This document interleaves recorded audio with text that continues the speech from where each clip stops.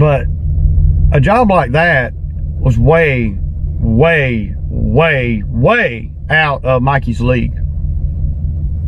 He could get there if he builds the right infrastructure and is smart with his money in other endeavors that he takes on. You know, if he is able to buy a few more pieces of equipment, if that's what your goal is, you know. You have to be a little bit more goal oriented too. But you shouldn't take on work that's going to burn the bridges and hit your self-confidence. Because you don't have self-confidence out here, then you get then you're going to have a harder time, you know. And this video is not to bash Mikey, because I commend him for trying, right?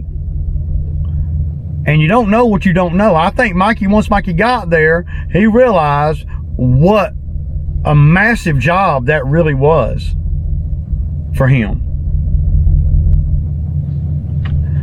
And I mean, I would love to see the trees that he did take down. He could have snapped a picture. I mean, these phones will take, you ain't got to do a video, just snap a couple of pictures, you know.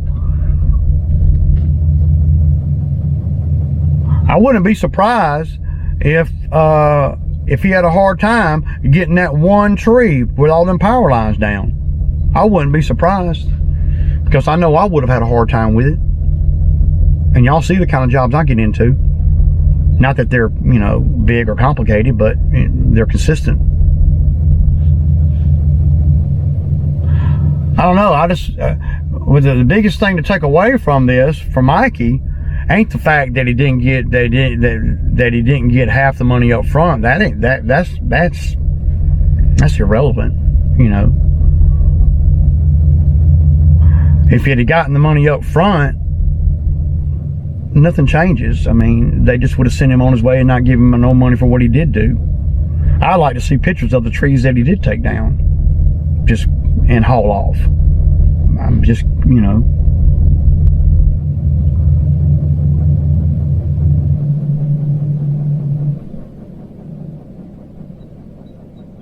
But if you're gonna do work like what you see me do, or some of the other guys do, you gotta set yourself up with the kind of equipment that you need to do that. The only reason why I have a Bobcat, y'all, is because I was having a hard time making it through the winter. That's the only reason why I bought it, man. And because I knew that I could make a lot of money in the summertime, but I couldn't make nothing in the wintertime. I knew that. And I applied that to my daily routine, you know. That I wanted to do something more than just cut grass. So I knew once I had the right lawnmowers that I could cut the grass and I could make enough money to where I could bank some money and maybe buy a bigger piece of equipment than a lawnmower. And also, I understood by being inquisitive, when I'm out here in the 11 years that I cut grass before I bought the Bobcat, I was very inquisitive about the work that I was doing, and the work that I would see guys with skid steers do.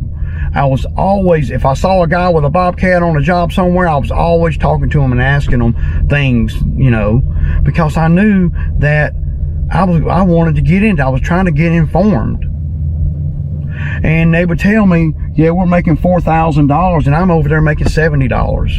And I'm like, man, that's a big difference. Of course, just because I own a Bobcat don't mean I can do that. Just because I own a Bobcat don't mean I can do what they do. It's a process. It's a learning curve. It's a learning everything. And you know, that's one of the reasons why I started doing the YouTube videos right after I bought the Bobcat. So I could document the learning process and the money that I can make. I make good money in the lawn care game. I make good money cutting grass. Sure I do. I got good equipment. Sure I do. But there's a lot of sacrifice that goes along with that. And you can't not sacrifice a lot and be expected to go out there and make big money jobs. I mean, if you do, you're an anomaly. It's not normal. It's not normal for somebody that doesn't have a lot of tree experience to go do a tree job like that and be successful and make money at it. It's just not normal. I could have had the Bobcat and 4 guys over there, and it still would have taken me a week probably to do it. Probably would have. So I just want to, I'm putting this video out, and again, it's not to bash Mikey. And Mikey, if you're watching, man, and I'm sure you are, don't think that it's bashing you. What you should be thinking is how you can learn from this.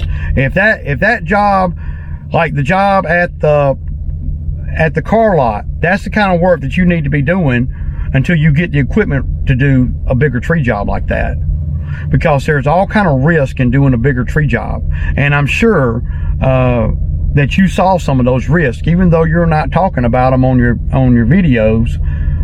I'm sure that there's a lot more to what happened out there than what you're telling everybody, and that's okay. The point is, you should learn and take away from that job that you got in over your head. That's what that should be the point. That should be the the learning thing that you should have got from that job, and from doing that job, or from attempting to do that job. You should have got to the point of where you understand that you're not ready for that. If you cannot, and I'm talking about in general, y'all, if you cannot look in the mirror at things that you're doing out here, then you're never going to get better. You can't blame it on the customer. Mikey's trying to blame it on the customer, but what Mikey really needs to be doing to get better is he needs to be looking in the mirror and saying, I jumped into that job and I really wasn't qualified for that job. I need to start off smaller than that and build my arsenal up before I take on jobs like that. Because the homeowners, well, some of these homeowners, they're gonna let you try it because of the number, the friendly number. A tree service would have went in there. And I guarantee y'all, they'd have been at $8,000 or $9,000, 7 or 8, between 7 and 10 grand to take all those trees out and to remove them from the property.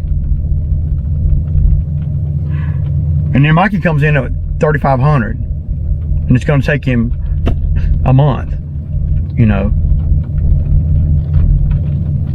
And you got him in a man lift.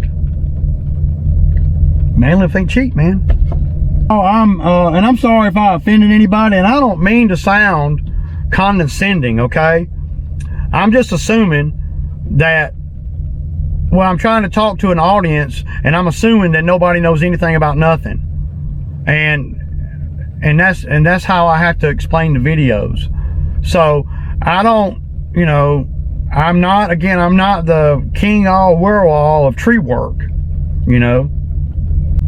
I'm just a small guy to trim some trees and runs a lawn care business and does some tree trimming on the side. But I'm not in a spot to where I have to do that job. See, I felt like Mikey was in a spot where his back was on the wall and he needed to get some money up, so he's willing to try anything. Well, that can be good in some cases, and that can be good in the aspect of, he's willing to work, but that's not tangible. It's not doable. It's not, I never thought that Mikey could do that job and make money at it. I was concerned about him doing that job and getting hurt or tearing something up on the property. And For all I know, he could have tore something up on the property and he just don't want to tell everybody. You know, that would be a better video if that's the truth. I find it hard to believe that the homeowner just hired somebody else for no reason. Why would they? So, you know, and this video is not to bust Mikey out, and it's not to call Mikey out. It is not to minimize Mikey's effort or to pick on Mikey. I'm not. I'm using Mikey's instance here, that job here, to show some of the guys that are starting out and wanting to do this type of stuff that you got to build to a job like that. You don't just jump on a job like that.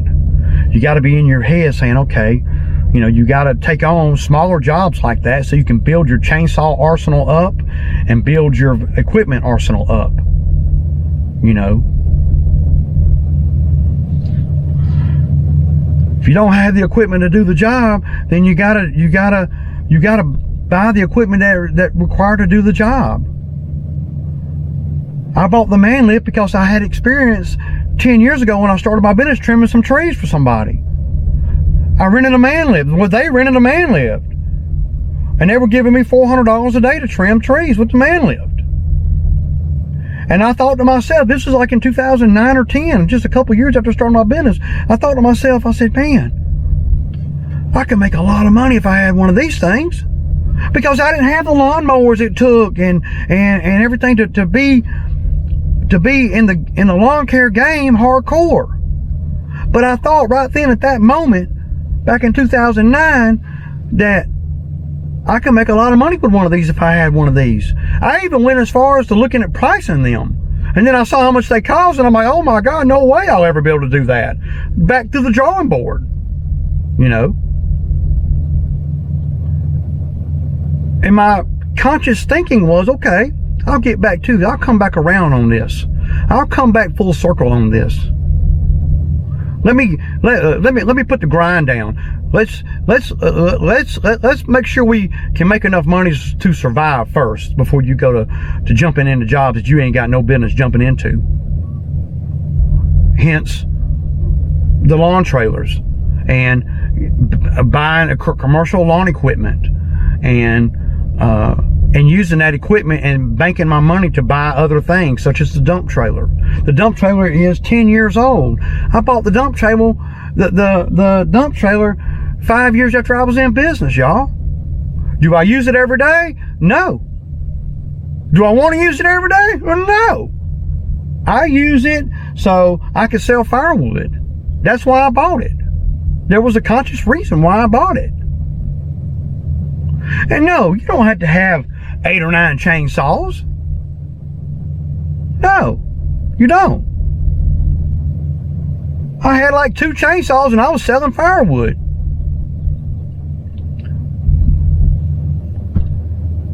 But you have to support what you're trying to do more than just saying, oh, I'll go do it. That's not good enough. That's not going to get you nowhere. You got to have the equipment to support that. And if you don't, you need to reassess and go back and say, okay, like I did in 2009 after I rented that man lift. I dreamed about the freaking man lift, y'all.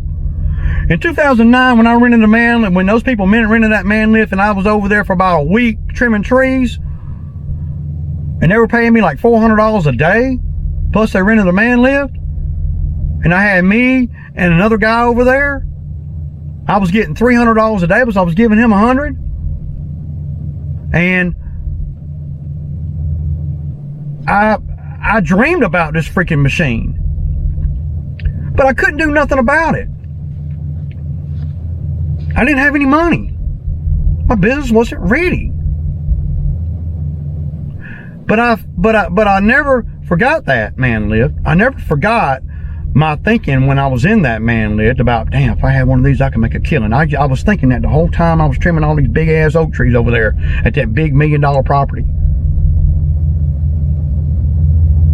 But I went back to work on the lawn care game and got one commercial mower, kept the grind down, didn't think nothing else about a man lift. I never rented one. since. I can't think of a time. I may have rented one somewhere in between to trim some trees for somebody. But when I rent a piece of equipment, I'm trying to rent it over the weekend, and I'm trying to do all the work I can with it over the weekend, but so I get a 2-for-1 and get 2 days for the price of one. A job like Mikey was taking on over there, you need to own the man lift. You need to own a Bobcat. You don't need to rent it. You're not going to be able to make no money over there, you know. Especially because renting a man lift, you got to get accustomed to the man lift. But you got to build your business in a way to where you don't have to rent equipment in order to make money. You know, I wouldn't be surprised if the other guy that pulled up over there with a man lift, I wouldn't be surprised. I might be wrong. I wouldn't be surprised if he didn't own the man lift. Because if you're renting a man lift, I ain't pulling up on no job to go look at it. I ain't got time. I need to plan all of that before I rent the man lift. When I rented a man lift like 2 times since the first time I rented one, with those people renting one on that job. I rented a man lift like twice since then. Probably around 2014 and then maybe again in 2018 or so.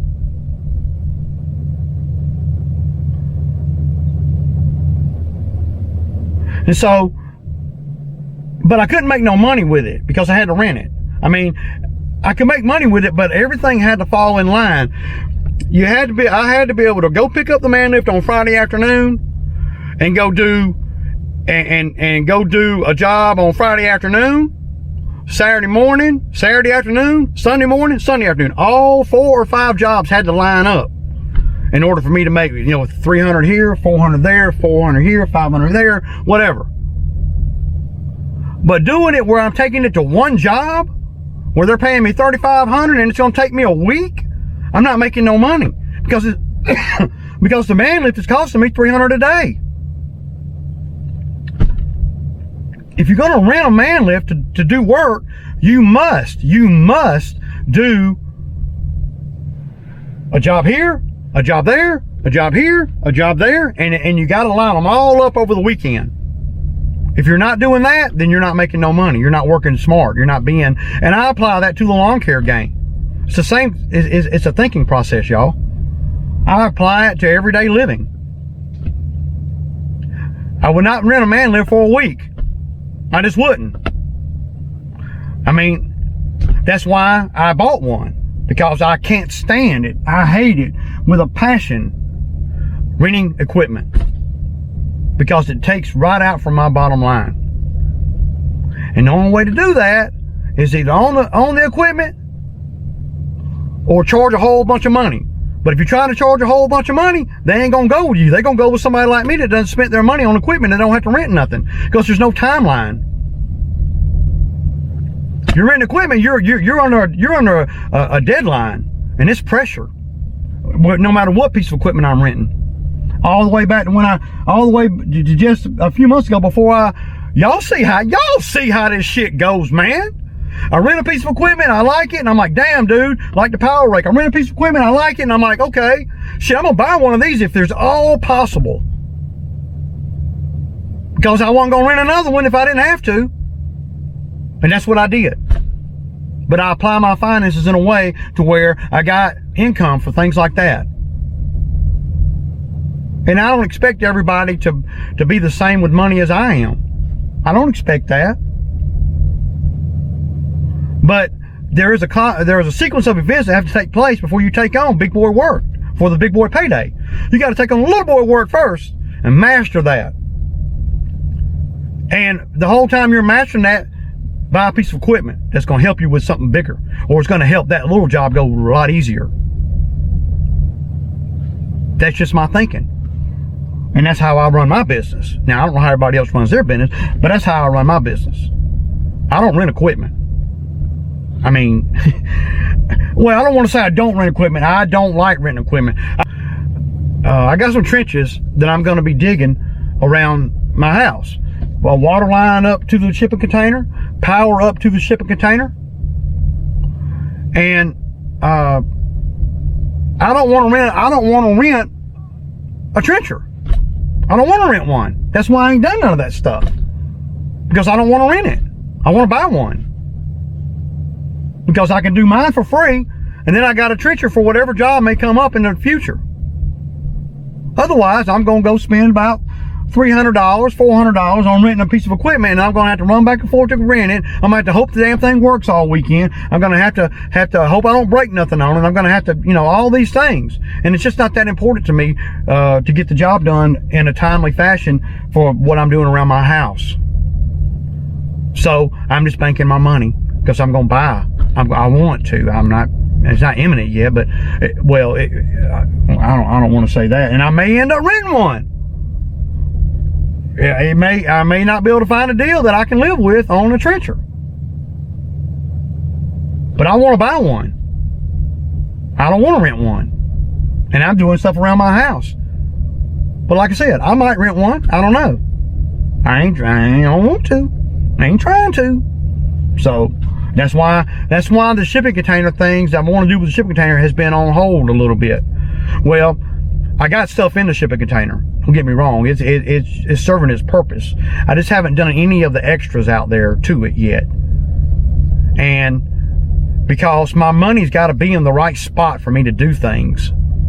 I'm not going to do things to the shipping container and then be running low on funds for if something comes up in my business or house, or just like the septic system. I'm so glad I didn't spend $6,000 on a trencher yet, because now I got septic issues and I'm probably going to have to replace the whole septic system. I'm not going to take away from me and my family so I can buy a piece of equipment. It's got to be methodical, and I got to be able to see the future a little bit. Now, if somebody called me and said, "Hey, Ray, I got a job, man, and I got 1,500 foot trench I need, and I'm going to pay you $3 a foot." I don't know what the going rate is, but I'm going to pay you $3 a foot, or I'm going to pay you $2 a foot. I'm going to go buy a trencher. That's when I'll buy a trencher, because they're going to pay for half of it, that one job. And that's how I do all the equipment that you see I got. I don't just wake up one day and say, "Damn, I wish I had a Bobcat," and go buy one. It took years, y'all, years. 2 years before I bought my Bobcat, I went to the bank to try to get a loan. They wouldn't give me a loan. They told me I could take out a home equity line on my house. I told them I wasn't going to do that. I'm not going to put anything that I have at risk for something that I don't know, that is unknown. I refuse to do that. But you know what that told me? That told me that I wasn't ready for a Bobcat yet. That told me that my business wasn't not in a place to buy a skid steer yet. That's what that told me. And as an entrepreneur, you got to recognize these things. And you got to say, even though I was upset that the bank wouldn't do it, because I knew I could pay the money back, well, I was as sure as you can be, right? I never owned a skid steer before. I never even ran a track machine before. That's the first track machine I ever ran, y'all. And there is a little bit of luck along the way. You got to have a little bit of luck. But you make your own luck by being methodical about everything that you do out here. You make your own luck by putting yourself in the best scenario to win. And that's just how I see the entrepreneurship and growing and evolving and growing and evolving. If I had not evolved, then I would be struggling like a lot of guys you see struggling after they've been doing this shit 12 or 15 years. And I talk about this a lot of times in my videos about I could run into a medical emergency today. But I'm as prepared as you could possibly be. I got insurance, I got medical insurance, I got business insurance, I got, I'm as prepared as I can be. I can't worry about all that stuff. And I've been doing that for years. Well, I can't worry about all that. I have to evolve and put the business in the best scenario to make the most money. And while I am still young enough to do it. If you've been in this business, and I don't mean to throw, anybody under the bus, but if you've been doing lawn care work and full time for 10 years, you should be in a really good spot. You should be in a really good spot. If you've made it 10 years, full-time entrepreneurship out here, cutting grass and maintaining lawns, your finances should be in a spot to where you got some disposable income. If not, you might need to look at that and go hit a 9 to 5. You should have either money in the bank or equipment to reflect what you spent your money on. Now, I like equipment and money in the bank, but it ain't always been like that.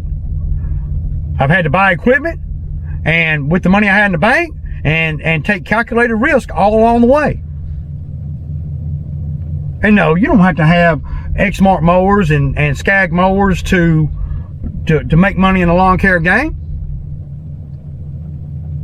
But you need to plan your business to make the most money if that's what you want to do. Now, everybody's not built to be an entrepreneur. Everybody can't, is not disciplined with their money. Everybody can't be an entrepreneur. It's hard, man. It's hard. And, but it's doable.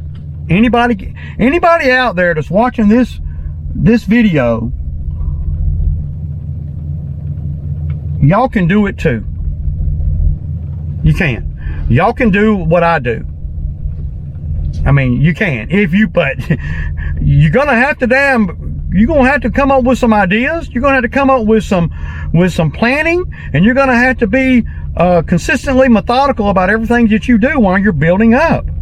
If you're 2 or 3 years in, y'all, you're just now getting a taste of the sacrifice it takes to do this. Now, when I was 2 or 3 years in, I didn't look at it as a sacrifice. I just looked at it as surviving. And that might be how you're looking at it too. Because there was no YouTube, or at least if there was, I wasn't in tune with it, about, with guys like me on here that are I'm telling you exactly what I went through. And you can take it for what it's worth or not. You can say, oh, well, he's got all this equipment, and it ain't always been like this, man. But we have to learn what we're doing. We have to learn what jobs to take on and what jobs not to take on. And we can't let money be the sole factor in that. Because some jobs that will pay $20,000 tree work, yeah, I want the $20,000, but I ain't got the skill set to do the job. I don't have the equipment to do the job. I don't have the manpower to do the job. So let me take on this $4,000 work or this $3,000 work.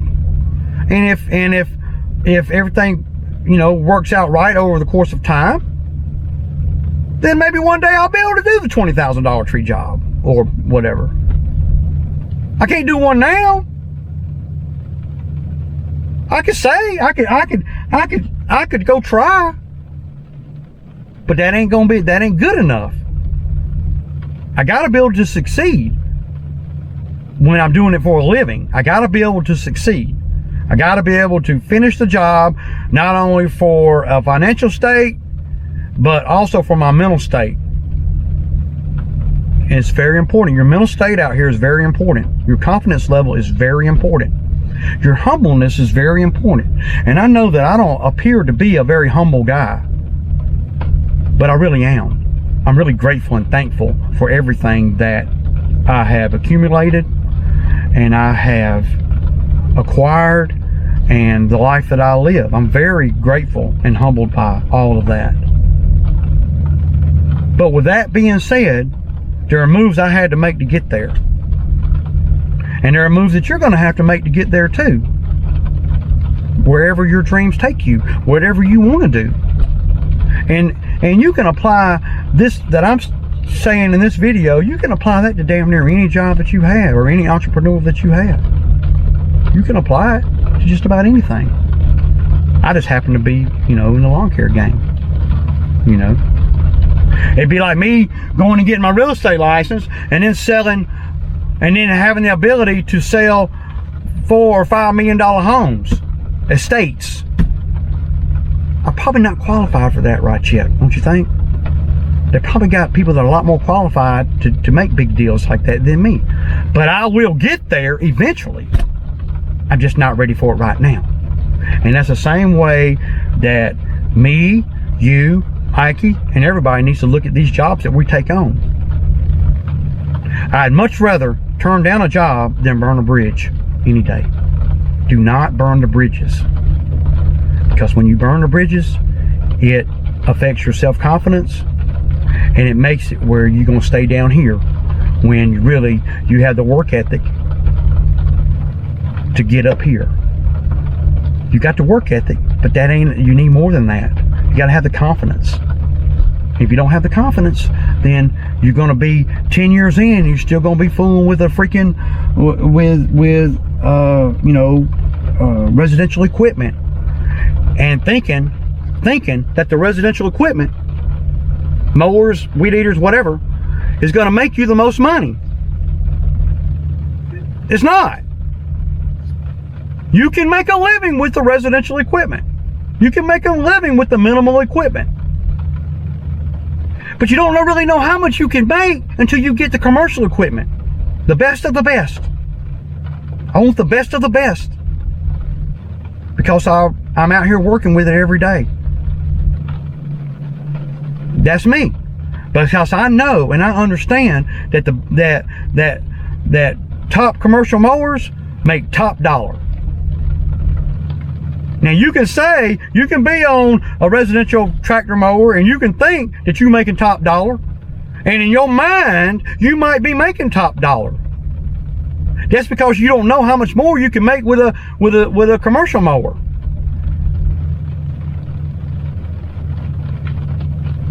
So you got to bite the bullet and spend your money on things that's going to make you money, instead of things that you can eat, drink, smoke, or enjoy. Those are the 4 vices that people spend their money on.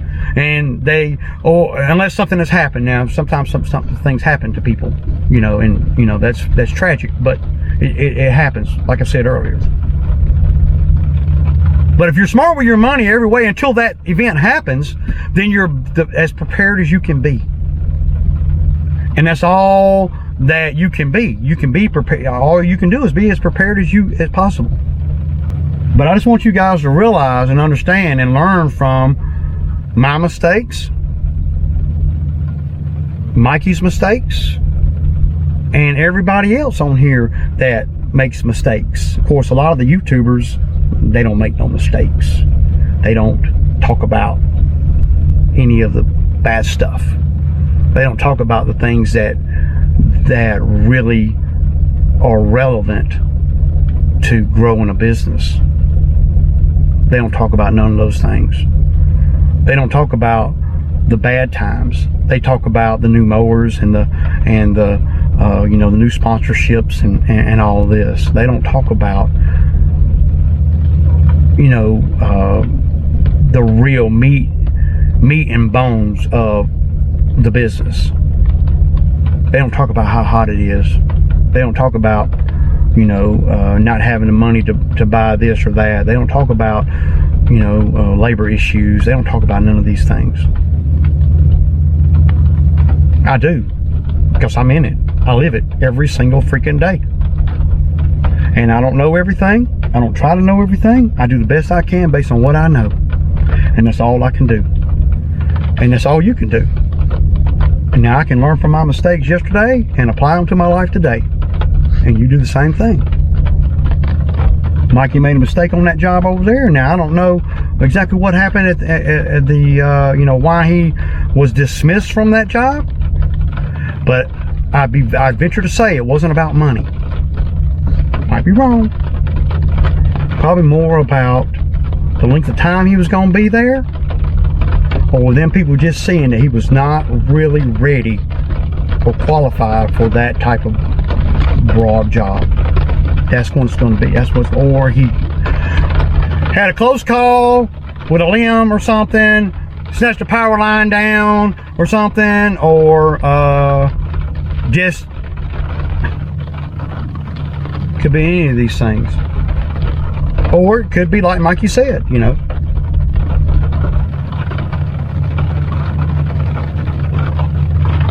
So let's learn and embrace things that we're not ready for. And let's accept the fact that I'm not ready for some jobs.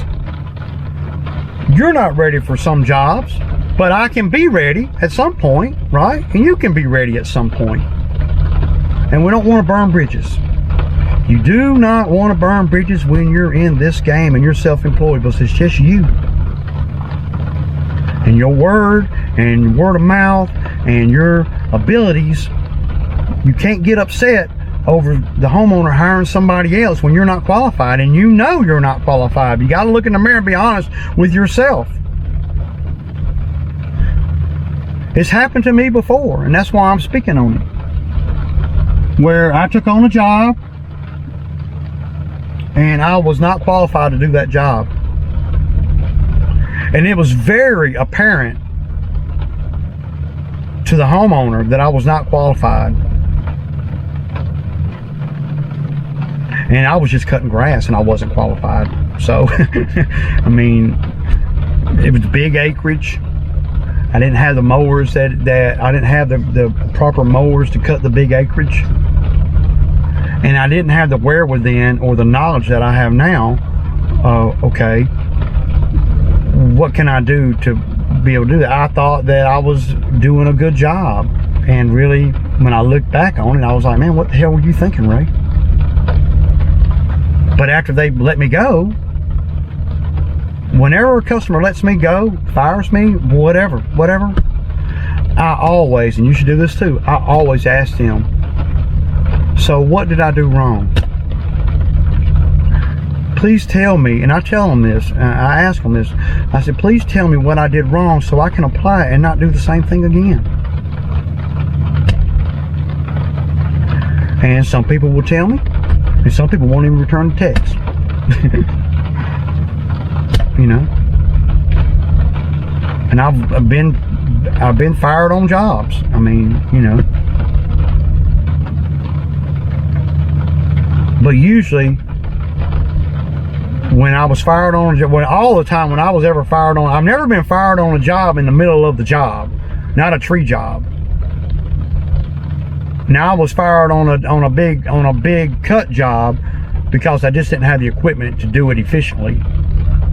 And it was taking me way too long, and I couldn't and I couldn't not do all these other properties while I did that one. So I was always over there half stepping, and they said we got to have somebody that's going to come with the right equipment and be able to do the job in a timely fashion. Anyway, yeah, so it's a slow news day, y'all. Raining outside. I'm going to wash the skid steer down real quick, and I'm going to take it to the damn skid steer shop. The skid steer is going into the shop today. So, but I want to wash it and everything. That's why I got it right here. I'm going to squirt it all off with the water hose real good and in the rain, and going to prepare the skid steer for more work. Right? Anyway, I hope everybody has a good weekend, and points to ponder, y'all. Points to ponder. It's Ray. I kick back with y'all, man. Peace out.